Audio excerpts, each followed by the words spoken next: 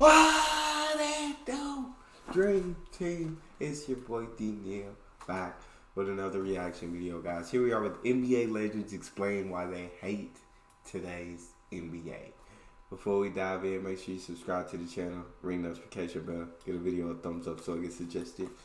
Oh, you got a jump shot heat map will tell you just how different today's game is, as will watching 2 minutes of any old game compared to an era where there is less physicality, more shooting, and just overall a little more showboating. While dunks are still very much a thing, today's game glorifies the three-point shot and leaves the old-school back-to-the-basket high-percentage shot of yesteryear far behind. Many players from the past have strong opinions on how soft or boring the NBA has become, but then again, it's just an opinion. Who's to say they're right? Let's hear what the old school has to say as we dive into NBA legends explaining why they hate today's NBA. Before we get into all that, if you want to win a PS5 with NBA 2K22 and Madden NFL 22 included, leave a like, comment, subscribe, and turn on notifications to enter the giveaway. So it depends who you're talking to. We know Charles Barkley always has big opinions on anything and everything today. Listen, I'm telling you the truth. I think it's a great city. I think they got the best organization in the NBA, but they do have some big old women down there. I mean, come on now. See what you do to him every time you go down. I'm telling you, man. The 6'6". I love hearing him talk about San Antonio women. No disrespect to San Antonio women, but bro, Charles is hilarious. Power forward was an 11-time All-Star and nearly managed to topple the Chicago Bulls during their meteoric rise in the 1990s, but was defeated in 6 games in his only finals appearance in 1993. Barkley had just moved from a tough Philadelphia team to the Phoenix Suns, where he was named the NBA's most valuable player in his first season. Now firmly on the mic as a co-commentator with Shaq, he's always willing to bet on the wrong team, but brings the right energy when it comes to his judgment on today's game. My Sixers guaranteed.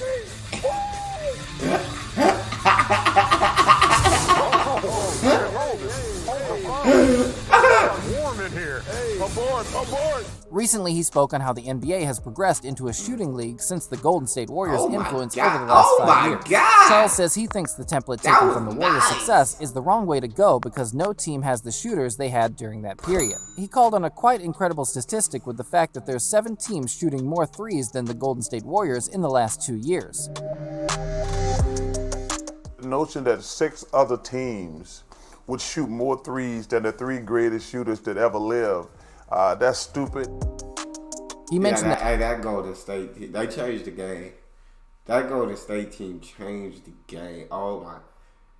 We didn't know three-pointers could be that high percentage until that Golden State team, bro. Like, you weren't beating them with twos. You couldn't beat them with twos, bro.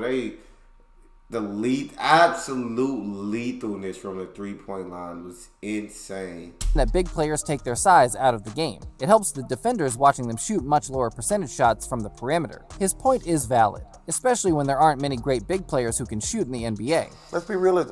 How many great big guys, jump shooters there are?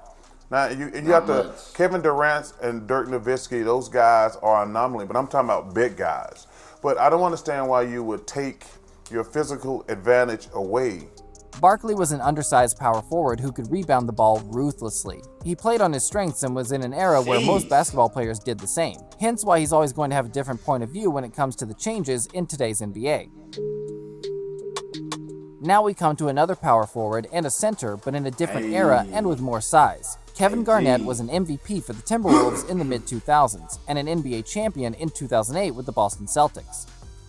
A 15-time All-Star and with an NBA Defensive Player of the Year crown in his title-winning year, Garnett stood at a fierce 6'11". The one thing he and Charles have in common was that they were both 5th overall picks in the NBA draft, although Garnett's career was exactly a decade later. They differ in opinions though, because KG believes firmly that he doesn't think players from 20 to 30 years ago could play in today's NBA. His main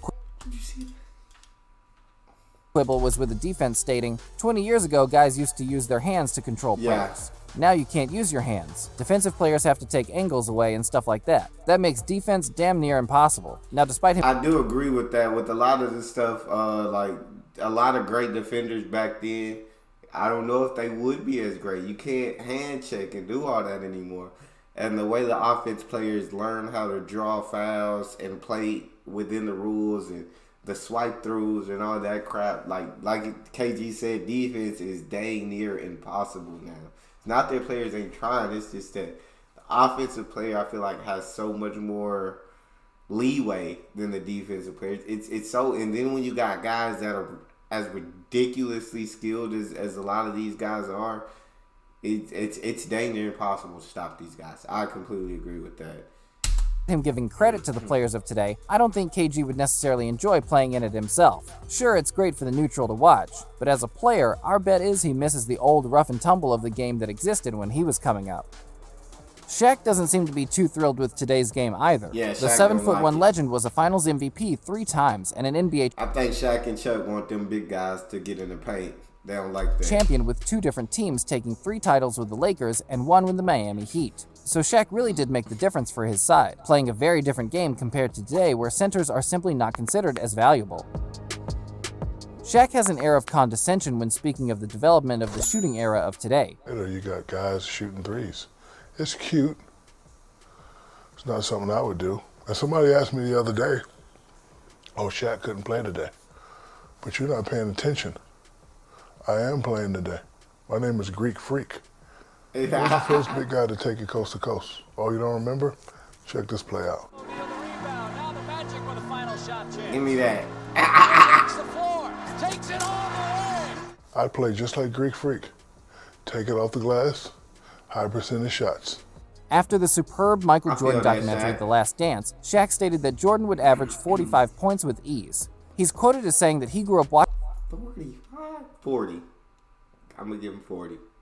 I'm going to give him like 40. the bad boy Pistons of the 80s, and therefore was a product of his environment and wanted to play like them. So when it comes to talking about today's game, there's no getting away from the fact that Shaq feels the game has gone soft. Right or wrong, he never shies away from saying how he feels. And on the Full Send podcast, he came out speaking on today's NBA as Very sensitive, very soft, very political, but, and I hate this term, but people say this is the era we live in. So I guess we have to accept it.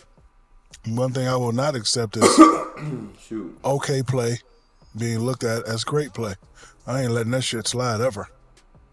I've been through the era of Mike, Charles, Malone, Stockton, all these great guys, so I know what greatness looks like. So, I said something about Donovan Mitchell one time, and who everybody is, start bashing me. I remember that. But they're not listening to what I'm saying. What I'm saying is I played with Penny Hardaway, Kobe Bryant, D. Wade, LeBron James, Steve Nash, and if you ain't on that level, I don't know what great is. Another legend of the game, Kareem Abdul-Jabbar, weighed in with his thoughts on the modern era too. He came up in the 70s and 80s, taking 6 NBA championships, 2 Finals MVPs, 6 NBA Most Valuable Player awards, and had an unbelievable 19 NBA All-Star appearances, which is the most of any NBA player ever. Definitely one of the greatest to ever touch a basketball. One of the greatest to ever touch a basketball. So his opinion is worth listening to. His skyhook shot was revolutionary to basketball. Yes. At 7 foot 2 inches, his length and size made it Crazy. impossible for defenders as he floated in one of the most popular shots in the NBA's history. Apparently, he would reach between 10 and 11 feet before releasing the ball close enough to the crazy. basket to make it an incredibly high percentage shot. This was part of a game in the 70s and 80s that was dominated by tall players. Kareem had just taken the torch from Wilt Chamberlain, who stood at 7'1" and played through the 60s and 70s. The 90s were no different, as sizable athletic centers such as Patrick Ewing and Shaquille O'Neal dominated the floor, standing at 7 foot and 7'1", respectively. God, Kareem spoke recently about his thoughts on how today's game is based more on the guards and pull-up jumpers. Nowadays, they'll take 20 shots and a half. Will be 3-point shots. So by putting a premium on a low percentage shot, it's changed the nature of the game. Yeah. You think that's for the worse, for the better, just different? I mean, do you enjoy watching it? It's different. I don't enjoy watching it as much, but I think the fans like it, so it's going to remain part of the game. Clearly, he was a bigger fan. I do. I guess it's the basketball that I grew up with, but I enjoy watching Damian Lillard cross half court and just yank from so deep and just drill that shot and see him just shoot it like a regular jump shot is insane to be like, this is just a regular jumper. He's not straining, he's not stressing. It's just same shot for him as if he was 1 foot behind the 3-point line. I enjoy watching. I love basketball. I love the basketball that's being played. If you're not a fan, I understand your era of basketball was played differently, and so the game has changed, and you love that style of basketball. Not mad at you. I'm not mad at you. I love this style of basketball. I might be like you in the future. I might, in the next couple of decades, say, you know what, this just isn't for me. But we'll see. Fan of the physicality and strategy of the previous 4 decades. When asked if Kareem could see a time when the league could swing back into the old style of play, he said this. I think a player that can deliver in the paint would change people's minds again, because the closer you get to the basket, the higher your shooting percentage goes, and coaches are aware of that. But trends are what they are, and we'll just have to wait and see. One of the most talked about changes in today's NBA is the use of analytics. And former Indiana Pacers legend and 5-time All-Star from the era of the 90s, Reggie Miller, believes they are overused. When speaking on player impact estimate on open court, Miller said, That's being calculated. Chaotic things that we may have ever talked about here on open court. Analytics are good in showing certain trends, maybe, where guys particularly get most of their shots or where they're scoring from. Whatever happened to good old-fashioned scouting? There's no computer, there's no MIT geek that can tell me all that stuff.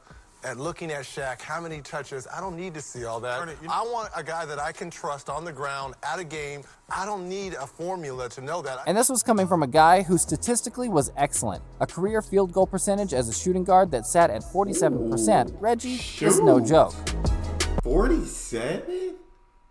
God dang, Reggie.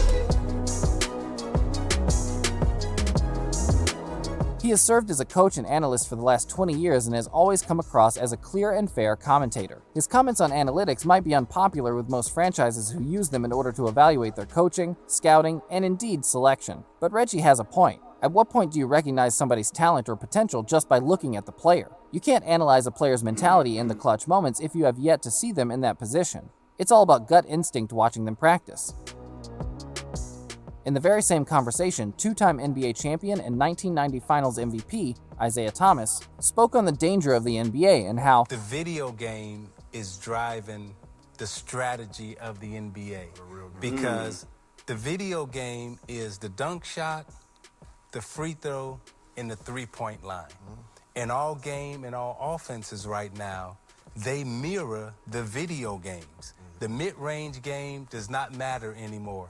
Needless to say, that mid-range, hey, you know how hard it is to pull up for mid-range on a video game? It's difficult. It's difficult. I'm 2K.